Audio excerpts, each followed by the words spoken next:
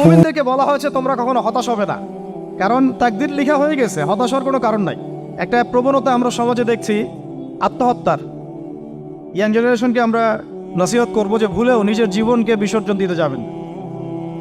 আল্লাহ রাব্বুল আলামিন আপনাদেরকে সৃষ্টি করেছেন তার ইবাদত করার জন্য এবং তার জমিনে তার দিনটাকে প্রতিষ্ঠা করার জন্য।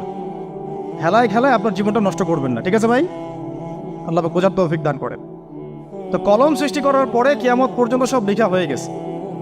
এখন আমাদের এই পৃথিবীতে তো মানুষ ছিল না, ছিল? এদিকে মনোযোগ দেন। এই পৃথিবীতে কি আগে মানুষ ছিল? এই পৃথিবীতে আগে কি ছিল তাহলে বলেন? হ্যাঁ, মাশাআল্লাহ। এই পৃথিবীতে আগে কি ছিল? এখন ওরা নাই। সবার সাথেই কিন্তু একটা করে আছে, কমপক্ষে কয়টা করে? সবার সাথে